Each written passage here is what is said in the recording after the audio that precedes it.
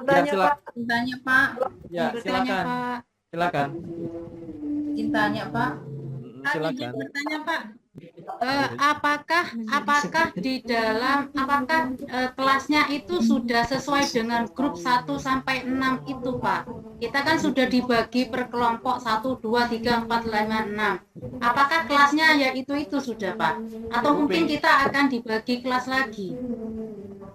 Ibu pengen tahu jawabannya di grup itu. Ibu tanya, ibu guru apa Bu? Yang bertanya Bu? Siapa Saya Herma Safiatun. Nah, Bu Herma, Bu Herma tanya di grup tersebut, apakah ini SD semua? Ya kalau ada matematika semua, bahwa Ibu keluar, jangan ada di grup itu, gitu. Oh, enggak, soalnya masih campur, masih global gitu. Nah, jangan sampai bercampur. Nanti ketika di situ kelompoknya matematika, Ibu masuk ke matematika padahal Ibu SD, nanti akan ketinggalan informasi. Segera tinggalkan.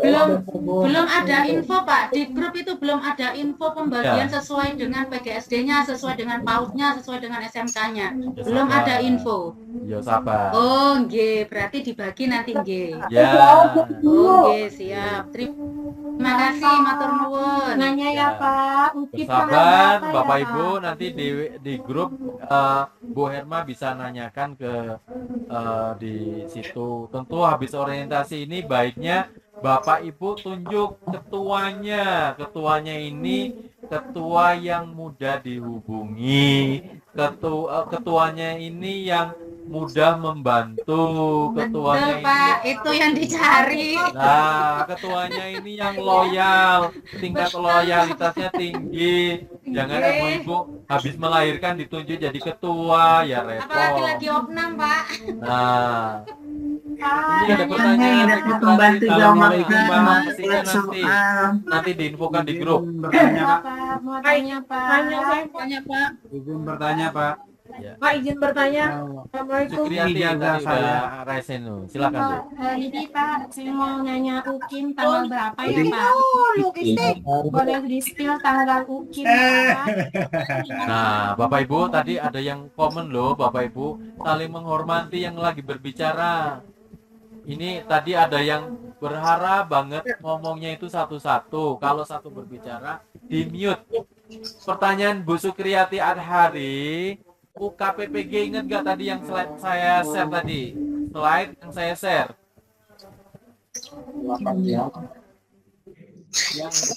Yang slide ada slide yang saya share tadi. Iya Pak, iya benar. Ada kan? Iya Pak. Yang namanya UKIN, UKPPG, itu KPPG Bapak Ibu sekalian. Oh, Bertanya nih dipanggil mau. namanya maaf ya Pak, karena saya baru jadi saya tidak tahu kalau UKIN itu sama dengan UKPPG. Iya. Oh gitu. Jadi Bapak Ibu sekalian, sekarang itu namanya UKPPPG atau UKP3G. Oke, iya. Kalau dulu UKPPG itu ada UP sama UKIN. Nah, kalau ini UKPPG itu jadwalnya dari mana ini? Mulai tanggal September itu Bapak Ibu. Kemudian ujian tulisnya berbasis komputer itu di September juga. Iya, ya Pak, maksud saya yang video pembelajaran itu kira-kira dikumpulkan yang di tanggal berapa gitu Pak? Lah kan tadi udah di-share Bu. Tadi udah di-share. Yang di tanggal 9 Agustus sampai 7 September itu ya Pak? Iya tadi udah di-share tadi. Bentar. Ya, udah tadi Pak, udah di-share. Berapa kali Bapak nge-share-nya? Lihat dilapor diri lagi Bu, di Twitter ada. Ya. Nanti buka YouTube saya Bu. Buka YouTube saya atau di ini nanti di website tadi, makanya saya share. Ini saya share ulang lagi nih Bapak Ibu sekalian. Mana ya ntar? Maaf, izin bertanya Pak. Sabar dulu Bu, sabar dulu. Nih, Bapak Ibu, mudah-mudahan saya nggak telat ngasih informasi dengan kesibukan saya. saya akan update di sini, di website, di TikTok. Kalau ada waktu saya mudah-mudahan bisa live, kemudian di YouTube atau di email.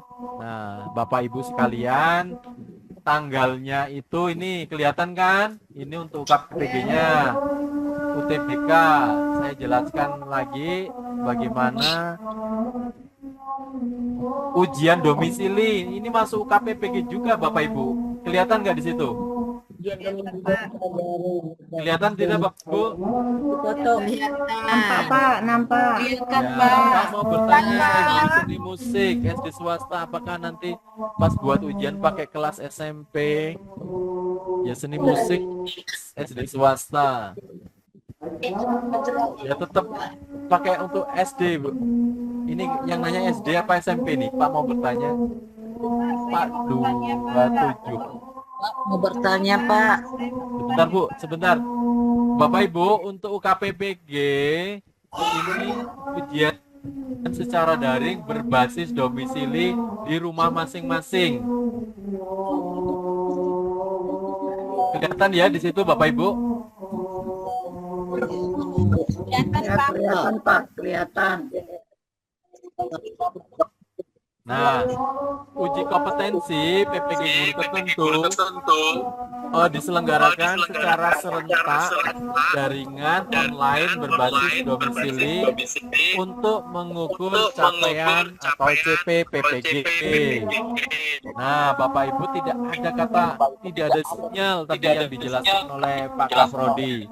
Bapak Ibu selama 4 bulan wajib menyediakan kuota yang ekstra atau cukup untuk mengakses. Nah, domisilinya di mana aja? Silakan Bapak Ibu cari tempat di kebun atau di gunung atau di mana yang lokasi sinyalnya bagus. Nah, ujian berbasis domisili sangat bergantung pada jaringan internet. Memiliki potensi kecurangan, peran pengawas menjadi sangat penting.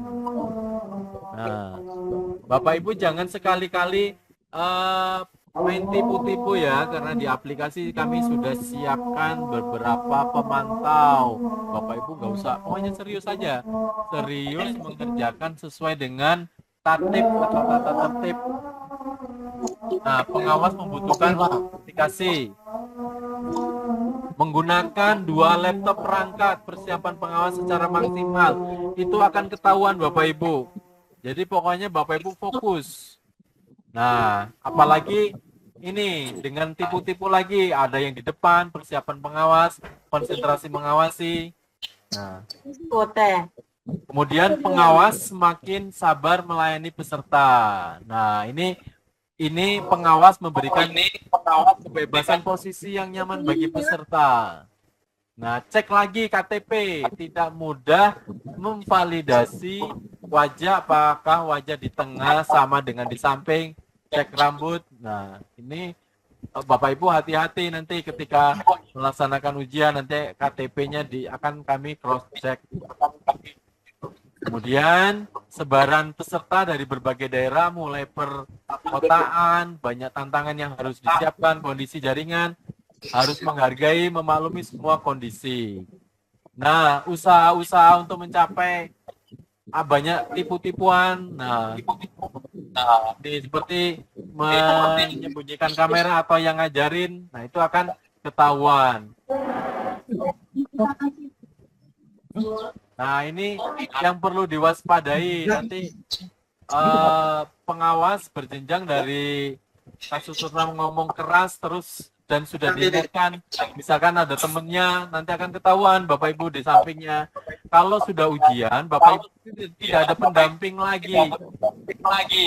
Karena proses ujian berbasis domisili ini akan diketahui lewat aplikasi dari pusat. Nah, misalkan gerak-gerik mencurigakan, memfoto soal dan lain-lain.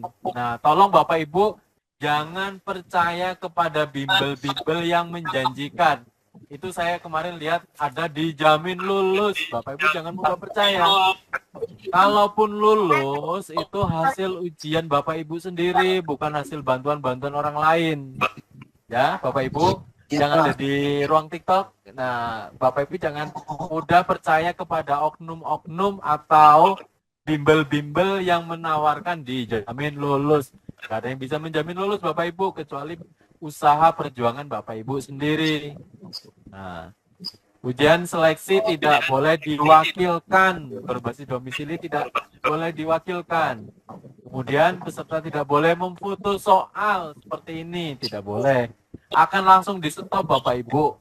Karena Bapak Ibu ada yang bekerja di bimbel lah, foto-foto aja jepret-jepret atau direkam dengan aplikasi OBS atau aplikasi-aplikasi perekaman lain, itu akan ketahuan. Mesin juga ya. Iya. Kemudian, nah ini ngasih tahu ada supplier jawaban, ada kabel yang mencurigakan. Jadi ngomong ini kelihatan kan Bapak Ibu sekalian. Nah ini ngasih jawaban A, B, C, D. Nah akan ketahuan dan akan didis. Bapak Ibu pokoknya fokus saja percaya diri ketika mengerjakan ujian berbasis domisili. Niat baik membantu, caranya salah, dikira pengawas tidak tahu. Makanya berhati-hati ini Bapak Ibu. Ngasih jawabannya lewat pintu. Kalau Bapak Ibu mengerjakan, hati-hati. Nah, ini kecurangan dibantu dari belakang layar. Ini juga akan ketahuan. Nah, ini lewat jendela. Ketahuan membantu di balik layar. Akan diusir oleh pengawas. Nanti akan di-stop ujiannya. Nah, kami tekankan Bapak Ibu bahwa perlu menekankan pengawas untuk menyampaikan mahasiswa duduknya bersebelahan soal antar mahasiswa berbeda. Soalnya random Bapak Ibu, jadi bukan soal manual kertas itu terus itu beda. Pengawas perlu menekankan bahwa kejujuran merupakan modal dasar menjadi guru profesional. Jadi Bapak Ibu normal-normal saja. Nggak usah percaya, Bapak Ibu harus memiliki percaya diri yang tinggi untuk mengerjakan soal tersebut. Nah, terima kasih. Ini untuk ujian berbasis domisili. Bertanya Pak. Ya, silakan. Bapak mau tanya. Nilai yang pertama atau bisa diperbaiki? Gak jelas ini nilai. Minta tolong Pak soal latihannya di-share. Pak, saya mau tanya. Soal Bapak Ibu pelajarin aja gitu kan, banyak dari yang Bapak Ibu kan punya teman kan, makanya saya bilang tadi tingkatkan silaturahmi dengan senior-senior yang sudah lulus, tanya-tanya di Pak, ini bertanya mengenai registrasi NIM Pak. Silakan Bu Wiwi. Ya, Bapak saya mau tanya. Saya kemarin waktu lapor diri biodata saya itu saya alamatnya memakai alamat sesuai KTP saya. Sedangkan saya berdomisili di Malang, Bapak, di Kota Malang. Jadi ketika nanti saya ujian apakah saya harus mengikuti alamat sesuai KTP atau tetap di tempat domisili saya, Bapak? KTP lucu-lucu ya, kecurangan ujian. Iya Bapak Ibu, sesuai domisili ya, sesuai dengan NIK KTP Ibu apa tadi? Tapi saya mengajarnya di Malang, Bapak. Ya, gunakan KTP Bu, tetap dengan KTP. Nah, berarti saya harus kembali ke Gresik. Ya KTP-nya mana KTP? Ibu punya Saya KTP berapa? ini Bapak, saya kan KTP-nya Gresik. Kemarin biodata saya mengisi sesuai KTP. Tapi saya mengajar di Kota Malang. Bu, pertanyaan saya Ibu punya berapa KTP? Satu. Sudah satu itu. Gunakan satu itu. Tapi saya itu Bapak, waktu saya kan ngajarnya di Kota Malang Bapak. Tapi KTP-nya itu saya Gresik, maksudnya tempat orang tua gitu, bukan KTP yang tempat saya mengajar. Bagaimana? Iya, Bu Wiwi, yang digunakan NIK, nomor induk kependudukan. Ibu punya NIK berapa lebih dari 1 K? Iya, yang saya tanyakan waktu ujiannya Bapak. Waktu Ibu domisilinya di mana? Di Malang. Ya, di Malang ngikutin waktu Malang.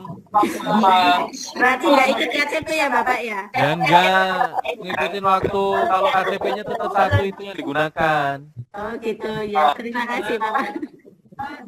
Pak, izin bertanya, Pak. Saya